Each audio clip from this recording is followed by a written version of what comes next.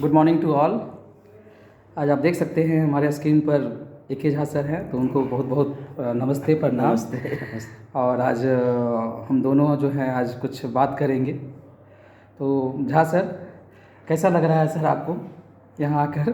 बस वही है कि इतने लंबे समय का जो जुड़ाव है, वो जुड़ाव अभी तक हम ख़त्म नहीं कर पाए हैं, और पता नहीं हो भी पाएगा या नहीं हो पाएगा, क्योंकि स्कूल का कैंपस हमेशा से एक अपना जैसा, अपना घर जैसा लगता है। और आज भी लग रहा है कि हाँ, ये अपना ही घर है। कि ये लगता ही नहीं कि मैं रिटायर हो चुका हूँ और रिटायर होकर के मैं फ्री हो चुका हूँ।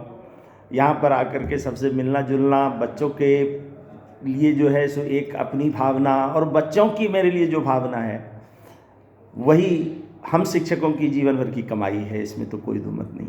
तो सच कहे ना सर, तो आज भी हमको ऐसा लग ही नहीं रहा है कि आर.के. झा सर रिटायर कर गए और 3-4 महीने बाद जो है वो आए हैं। अभी भी लग रहा है कि सर आप वही, जो कि वही बात विचार, वही स्माइल। और सबसे बड़ा चीज़ लगा सुबह सर, आज जब बच्चे जो है ना, जो मतलब जो खुशी के साथ अरे झा सर और जो था, बस यही चीज़ सबसे बड़ी बात होती है कि जब कोई भी आदमी ना दिल से समर्पित होकर के कहीं भी काम करता है, तो उसको यही इसी तरह का परिणाम मिलता है। ये मेरे जीवन के हर हिस्से में मैं देख रहा हूँ। चाहे मैं डाल्टनगंज की बात करूँ, वहाँ पर रहते हुए 2001-2002 में, चाहे उसके बाद फिर 2002 से लेकर के 2018 तक पिछला स्कूल डीएवी नोआमुंडी की बात करूँ, आज भी वहाँ के लोग 2018, मुझे लगभग 8 साल हो गया वहाँ से आने वाले, लेकिन वहाँ के बच्चे आज भी उसी तरह से प्यार करते हैं। और मेरा नाम सुनकर या मेरा चेहरा देख करके उनको जो खुशी होती है, तो वो लगता है कि नहीं, वो अपनापन बच्चों ने दिया है और मैंने उसे अपना बनाने की कोशिश की, लेकिन उस चीज़ को बच्चे स्वीकार करके अपनापन बच्चों ने दिया है, और वो बना करके रखे हैं लंबे समय तक के लिए। और ये बहुत बड़ी उपलब्धि होती है किसी भी शिक्षक की। बच्चे तो छोड़िए सर, आप जिससे भी मिले हैं सर आज तक सर, क्योंकि आपके साथ सर 2017 से काम कर रहे हैं और आज तक हम आपको कभी भी अग्रेसिव मूड में नहीं देखे सर। और आप सभी को बता दें कि आर.के. झा सर अब संस्कृत पढ़ाते हैं, आप तो सभी जानते ही हैं। बट संस्कृत में ही महारत हासिल नहीं है इनका, ये जो है ना टेक्नोलॉजी में जो है इतना अच्छा साउंड करते हैं। और सबसे बड़ी चीज़, जब भी इनकम टैक्स फाइल करना होता है तो हमारे स्कूल के 90% टीचर्स का इनकम फाइल यही फाइल करते थे। सर इनकम टैक्स फाइल सब कुछ सीखने की चीज़ होती है सर। और एग्ज़ाम डिपार्टमेंट इतने अच्छे से स्मूथली कंडक्ट करवाएं सब कुछ, और बहुत अच्छे ढंग से हैंडल किए हैं।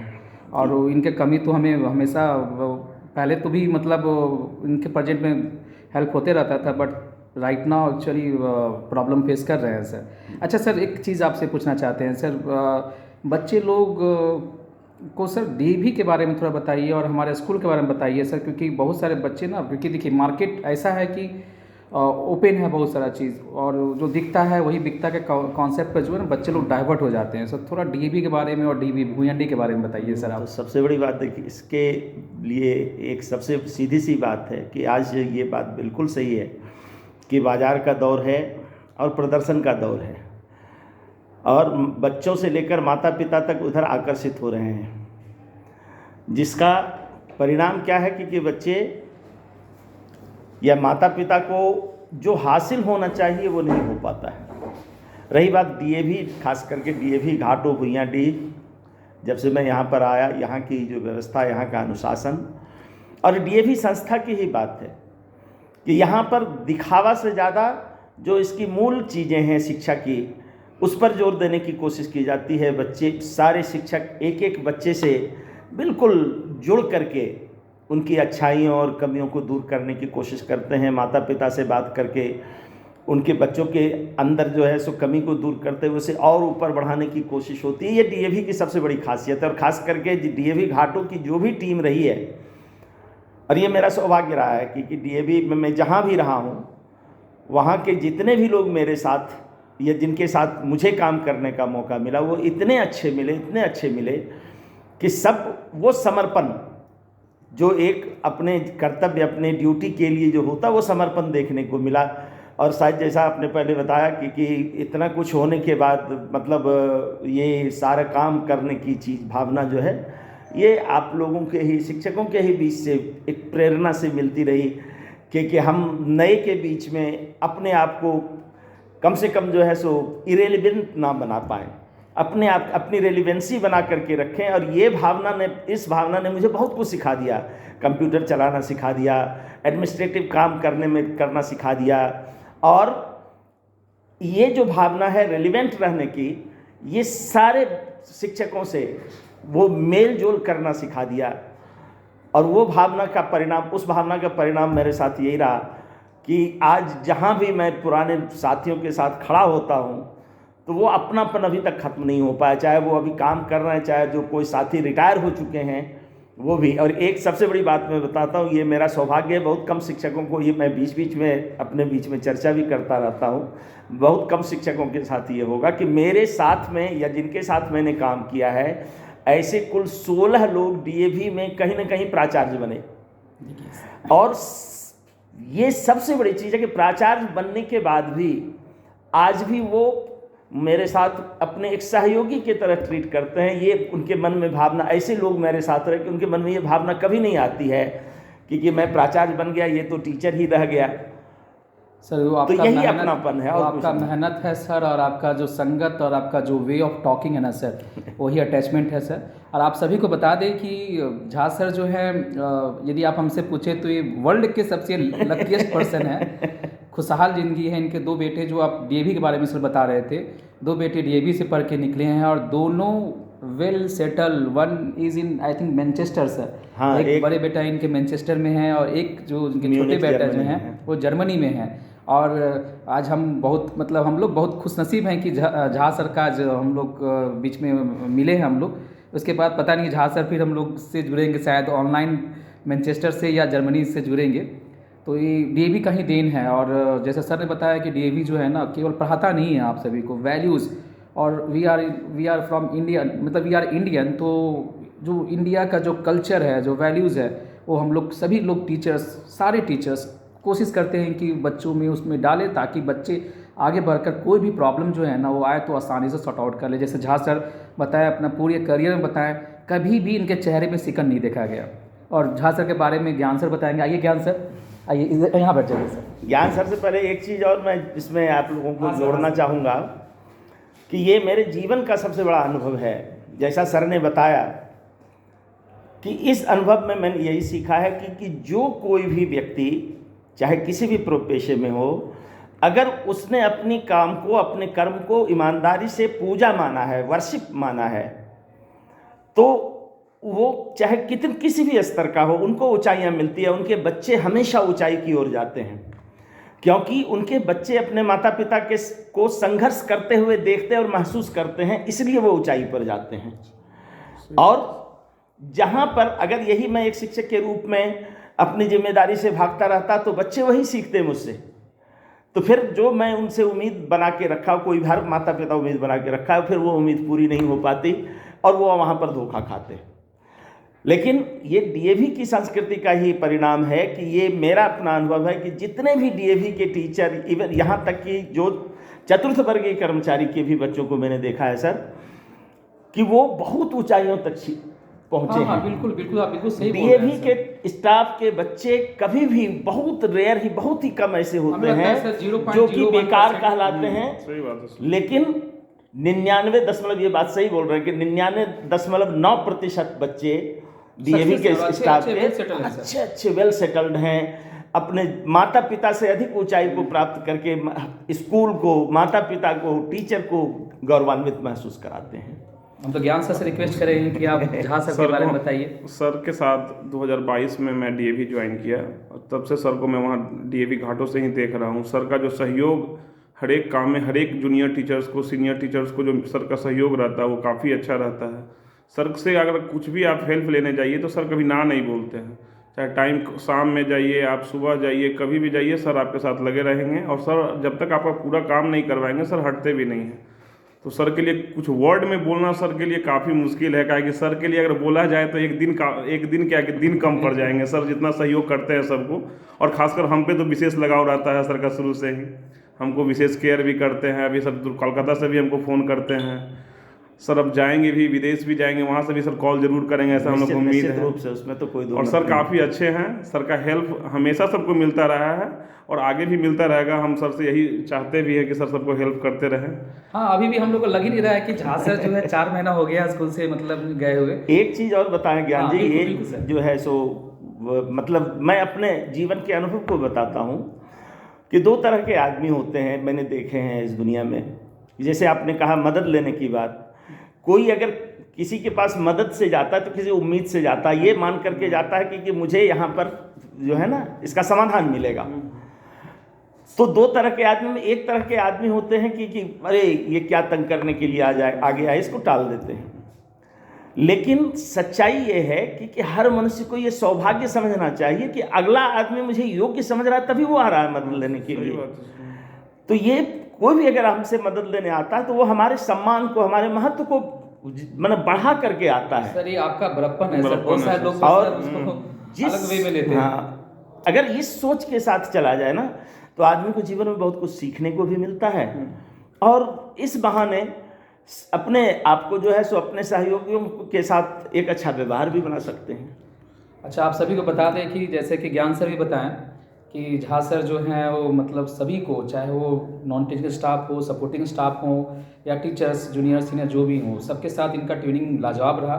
और इनके लिए एक वर्ड यूज़ करना जा रहे हैं क्योंकि जीता जागता डिसिप्लिन का जो है ना, आप कहिए तो एक मतलब बुक भी लिखा जाए ना तो डिसिप्लिन का जो है वो कम पड़ जाएगा। टाइम से पहले आना और मतलब सारा काम टाइम पर फिनिश करना, बिफोर टाइम हम कर सकते हैं।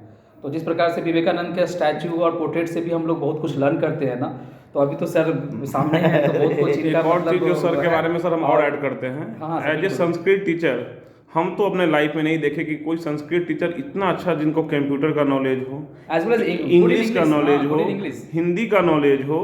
हम तो अदर स्कूल के डीएवीएन से भी सुनते हैं कि सर के अफसर के बारे में कि बोलते हैं कि अगर कभी कुछ ज़रूरत पड़ता है तो सर उनको भी कंप्यूटर में भी हेल्प करता है। किसी संस्कृत टीचर को क्वेश्चन बनाने में प्रॉब्लम हो रहा है, सर उनको भी हेल्प करते हैं। तो सर का जो कंप्यूटर और इंग्लिश का knowledge as a Sanskrit teacher हम बहुत कम देखे हैं, हम देखे ही नहीं हैं हम अपने लाइफ में। संस्कृत में सर हम भी नहीं देखे सर। हाँ। हाँ, ये और एक चीज़ है सर हाँ, कि हमारे एक मतलब याद दिला दी आपने मेरे पुराने मैंने विद्यार्थी जीवन को। एक हमारे शिक्षक हुआ करते थे, उनका नाम था ब्रजराज यादव, इतिहास के शिक्षक थे, लेकिन वो मुझे बहुत प्यार करते थे। वो उन्होंने बताया था कि अगर आगे जाना है तो हमेशा अगर वो हमको कहते थे कि तुम जीवन में शिक्षक बनोगे तो ज़्यादा सफल होगे, और शिक्षक अगर बनोगे तो तुम सफल शिक्षक तभी हो सकते हो जब तुमको अंतिम समय तक सिर्फ सीखने की इच्छा तुम्हारे अंदर होगी। और जो व्यक्ति सीखने की इच्छा जीवन भर रखता है वही एक अच्छा शिक्षक बनता है। बिल्कुल सही बताया सर आप। और जैसे ही किसी भी व्यक्ति को या किसी शिक्षक को लग गया कि अब हम परिपूर्ण हैं, बस वहीं से उनका जो है सो उनके ज्ञान का दरवाज़ा बंद हो जाता है और उनका पतन शुरू हो जाता है। और इस चीज़ को मैंने अपने जीवन में अक्सर महसूस किया है, इसका अनुभव किया है। सर आप बच्चों लोग के क्या मैसेज देना चाहते हैं, क्योंकि आपके सर चाहने वाले बच्चे सर बहुत हैं सर। हाँ, ये बात तो है। बच्चे लोग भी देखेंगे इस वीडियो को, तो उनके लिए मैसेज बताइए। मैं सारे बच्चों को ये कहना चाहूँगा कि कोई भी शिक्षक जो होते हैं ना, वो बच्चों के सामने जब खड़े होते हैं तो वो उसका सिर्फ भला और भला चाहते हैं। बिल्कुल सही सर, बिल्कुल सही। इसलिए अगर कोई भी शिक्षक किसी भी बच्चे में कमी बताएं तो पहली चीज़ बच्चे और उनके अभिभावक के लिए भी ये बात है कि वो उससे नाराज ना हो करके वो ये समझना चाहिए उन्हें कि ये मुझे अपना समझता है, इसीलिए हमारी कमियां निकालता है। वो कमियां निकालता है और चाहता है कि उसमें सिर्फ अच्छाइयाँ रहे। जिस दिन शिक्षक किसी भी बच्चे के इस अंदर कमियां निकालना छोड़ देगा तो समझिए कि उस विद्यार्थी की मौत है। बिल्कुल सही, बिल्कुल सही सर।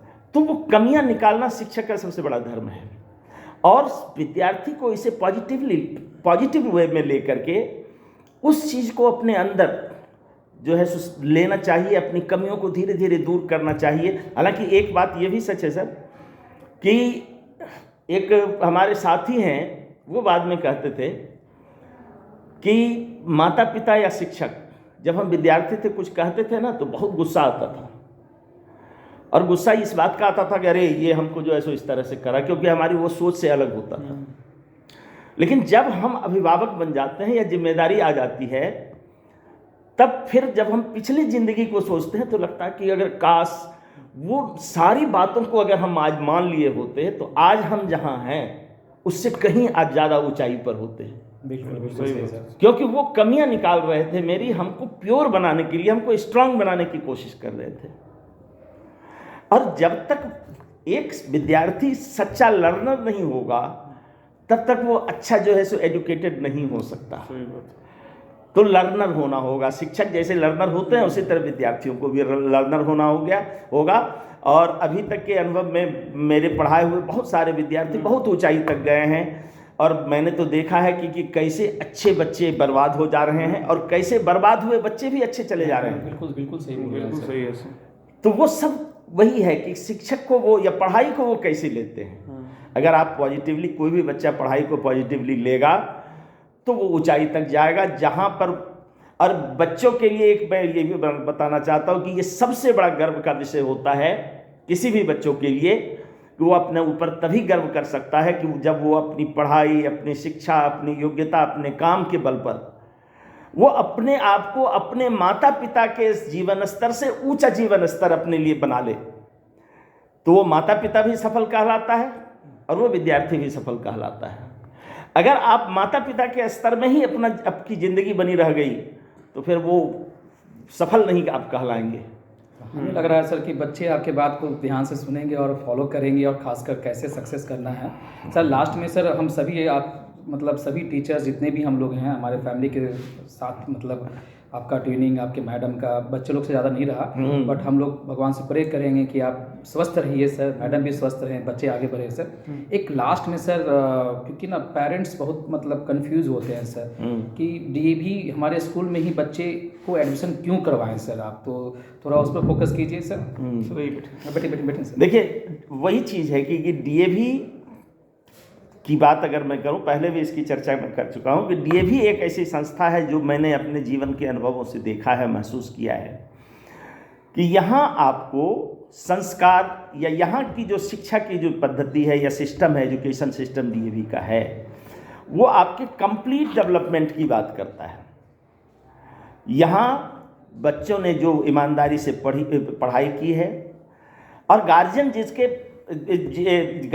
बच्चे डीएवी में पढ़ते हैं वो जो शिक्षा के लिए जब समर्पित होते हैं तो उनके बच्चे के नॉलेज का वहाँ पर डीएवी में प्लेटफॉर्म तैयार होता है।